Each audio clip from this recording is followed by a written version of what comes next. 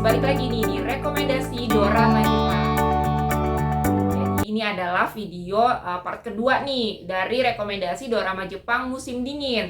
Jadi kemarin itu gue sempat bikin yang part pertamanya ada 4 rekomendasi dorama Jepang. Nah di video kali ini gue bakal kasih lagi ada 4 rekomendasi dorama Jepang musim dingin juga yang gak kalah seru. Dan kalau yang kemarin itu kan temanya kebanyakan kayak drama, terus ada percintaan juga. Nah, kalau yang kali ini lebih yang tema-temanya itu lebih serius. Tapi sebelum gue bahas apa aja rekomendasinya, gue mau ingetin untuk jangan lupa like, subscribe, dan share video gue. Oke, langsung aja. Yang pertama ada satu judul Themis Law School Classroom. Ini produksi dari Fuji TV. Total episodenya ada 10. Genrenya itu hukum, sekolah, dan juga drama youth gitu. Nah, untuk pemainnya ada Keiko Kitagawa sebagai Shizuku, Yuki Yamada sebagai Aoi Jin, dan juga ada Fumiya Takahashi sebagai Shintaro. Jadi ceritanya ini berlatar tentang sekolah hukum. Jadi si Shizuku itu dia adalah seorang hakim yang sekarang tuh ditugaskan untuk mengajar di sekolah hukum. Dan di sekolah itu pun juga ada kayak ketua jurusannya gitulah yang diperankan oleh Yuki Yamada sebagai Aoi Jin. Nah, sebenarnya tuh anak-anak di sekolah itu tuh lebih apa ya, mereka tuh menjalani hari-hari sekolahnya itu tuh yang formalitas aja gitu. Jadi disuruh gurunya apa, terus ditugasinnya apa, ya udah mereka ngelakuin itu aja. Yang penting mereka bisa lulus dengan nilai baik gitu. Jadi fokusnya mereka tuh hanya bagaimana mereka bisa setiap ujian tuh bisa dapat nilai baik dan bisa lulus gitu. Ibaratnya bisa naik kelas, naik semester gitu kan. Nah, cuman si Shizuku ini sebagai guru baru di sekolah tersebut tuh nggak setuju gitu kan. Karena karena dari pengalaman dia nih sebagai seorang hakim yang cukup sukses gitu kan.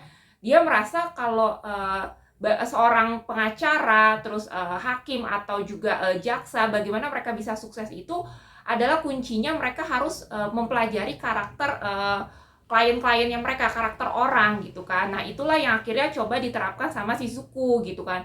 Tapi itu jadi kayak peraturan barunya dia itu tuh kayak bertentangan lah gitu dengan ketua jurusannya itu yang diperankan oleh Yuki Yamada sebagai Aoi Jin gitu kan. Nah, si Aoi Jin ini nih dia sebagai ketua jurusan hukum ini tuh dia nggak setuju lah gitu kan. Maksudnya ya udah dia lebih ngajar aja gitu, maksudnya ngajar normalnya guru aja gitu, maksudnya nggak usah lah terlalu banyak peraturan sana sini gitu kan. Jadi kayak ya udah ngikutin alurnya aja gitu kan. Sedangkan si Shizukunya tuh pengen setiap anak-anak muridnya itu bisa sukses, tapi nggak hanya secara teori aja, tapi prakteknya nanti pun dia bisa sukses gitulah, entah jadi pengacara atau hakim ataupun jaksa gitu kan, dengan yaitu mempelajari karakter orang, jadi nanti bisa membuat mereka lebih gampang lah untuk menangani setiap kasus-kasus nantinya gitu di dunia kerjanya gitu kan.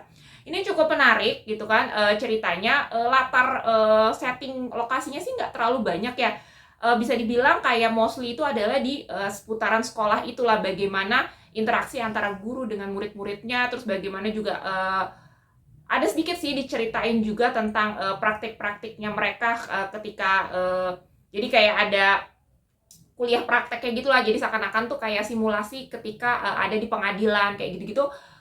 Sebenarnya untuk setting lokasinya sih simple, tapi ceritanya cukup menarik karena kita jadi dapat nggak hanya sekedar tontonan aja, tapi juga dapat kayak pengetahuan gitulah tentang dunia hukum gitulah. Jadi buat kalian nih yang tertarik dengan dunia hukum, pengacara ataupun hakim dan sebagainya itu wajib banget nih nonton ini, bisa banget gue rekomen untuk kalian tonton di Themis Law School Classroom. Judul berikutnya ini ada Dousuru Ieyasu, produksi dari TV NHK. Ini benar-benar genrenya tuh udah jarang banget nih gue temuin gitu kan. Ini baru banget lagi muncul. Untuk genrenya itu adalah sejarah kolosal. Jadi itu bercerita tentang latar kehidupan para samurai dan prajurit di zaman Edo dulu. Untuk total episodenya agak panjang ya, 50 episode. Untuk pemainnya ada Jun Matsumoto sebagai Takechiyo atau Ieyasu.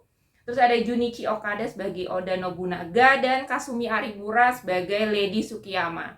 Jadi ini ceritanya ini berlatar di kehidupan zaman Edo, seorang samurai dan kelompoknya gitu kan. Dan si Ieyasu nih atau Takechiyo ini dia adalah berasal dari keluarga yang miskin dari kelompok daimyo gitu. Jadi kalau yang belum tahu, daimyo itu kalau di zaman Edo atau zaman samurai dulu adalah orang yang atau kelompok samurai yang punya kekuasaan lah gitu, yang disegani lah gitu di lingkungannya. Biasanya mereka punya ada area gitu yang sebagai kedudukannya mereka gitu. Nah, cuman sayangnya ayahnya si Takechiyo ini atau si Ieyasu itu kayak daimyo yang nggak berhasil gitulah. Jadi dia kayak nggak ada pengaruhnya gitu di lingkungan tersebut.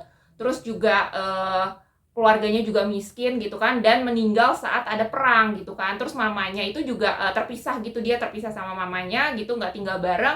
Akhirnya dia tumbuh seorang diri, kayak seakan-akan kayak yatim piatu gitulah. Sampai dia pas udah besar dia ketemu sama si Oda Nobunaga ini gitu kan, seorang prajurit yang akhirnya mengubah hidupannya dia gitu kan, yang membuat dia akhirnya merubah namanya menjadi Ieyasu dan mulai melatih dirinya itu untuk untuk berantem, terus untuk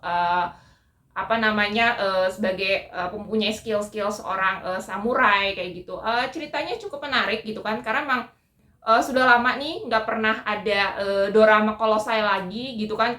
Kebanyakan tuh akhir-akhir ini tuh dorama-dorama Jepang tuh lebih kayak yang ceritanya tentang medical, tentang romance, atau mungkin yang cerita tentang detektif. Itu lagi cukup banyak juga detektif gitu kan. Jadi ini satu penyegaran juga ya di list dorama Jepang musim ini. Ini wajib banget nih buat kalian yang suka cerita-cerita tentang sejarah gitu kan, yang agak sedikit nggak biasa gitu kan, yang nggak monoton gitu. Boleh banget nontonin si Dousuru Ieyasu, apalagi buat kalian nih yang ngefans banget sama Matsujun. Aduh, gila, udah lama juga nih. Terakhir itu adalah beberapa bulan yang lalu lah, mungkin kayak pertengahan tahun lalu dia terakhir main dorama Jepang. Jadi gue juga nungguin banget nih pas tahu dia bakal main sebagai samurai. Itu menarik karena ini adalah peran pertamanya dia sih, yang bisa dibilang paling serius sih dari semua peran-perannya dia gitu. Jadi gue rekomen banget nih buat kalian tonton. Lanjut yang ketiga itu judulnya ada Get Ready. Ini produksi dari TV TBS. Total episodenya ada 10. Untuk genrenya ini adalah drama medical. Pemainnya itu ada Satoshi Sumabuki sebagai Ace, dan juga ada Tatsuya Fujiwara sebagai Joker. Jadi ceritanya ini adalah tentang dunia kedokteran, praktik kedokteran gelap lah gitu, praktik kedokteran ilegal gitu kan. Nah, jadi di sini si Ace ini dia adalah seorang kalau siang itu dia punya toko kue gitu kan. Dan di bawah di lantai dasarnya toko kuenya itu dia punya praktik dokter gitu kan. Tapi praktik dokternya ini adalah praktik dokter ilegal gitu. Jadi yang biasa mengoperasi orang-orang untuk diambil organnya, terus untuk digunakan untuk keperluan tertentu, misalnya untuk dijual atau yang sebagainya gitu kan. Nah, terus ada si Joker, ini dia Tatsuya Fujiwara, yang diperankan oleh Tatsuya Fujiwara. Dia adalah seorang pengacara internasional yang bertugas sebagai negosiator gitu antara si pasien dengan si Ace ini gitu kan, sebagai si dokternya ini gitu. Jadi ini adalah orang-orang, praktek ilegalnya ini adalah mereka mengoperasi orang-orang yang ibaratnya tuh terpinggirkan lah gitu, yang nggak dipedulikan orang gitu, yang udah kayaknya sama keluarganya, sama orang-orang sekitarnya itu pun juga udah kayak dikucilkan gitu lah, ditinggalkan gitu. Nah, itu si tugasnya si Joker inilah untuk menegosiasi gitu kan, apakah mau nih untuk dioperasi, entah diambil ginjal atau organ-organ tubuh lainnya gitu kan, untuk diperjualbelikan atau untuk keperluan tertentu gitu kan.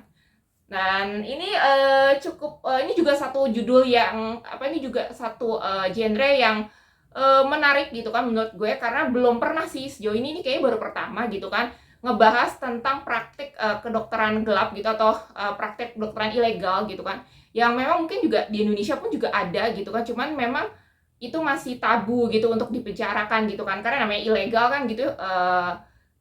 Ya pastinya kan juga berhubungan dengan hukum lah nantinya gitu kan. Dan ini cukup menarik sih menurut gue gitu ceritanya gitu kan, walaupun mungkin setiap episodenya sih sebenarnya kurang lebih gambaran benang merahnya sih sama gitu kan. Cuman paling yang berbeda adalah setiap episode itu adalah tokoh-tokoh si pasien-pasiennya ini nih gitu yang beda-beda gitu lah. Tapi sebenarnya sih benang merahnya sih hampir mirip, tapi bisa dibilang masih masih oke lah gitu, nggak terlalu yang bikin bosen juga gitu, karena ceritanya juga baru juga. Jadi gue pun juga sebagai orang yang awam gitu kan, oh jadi tahu nih tentang dunia praktek kedokteran ilegal ini gitu kan.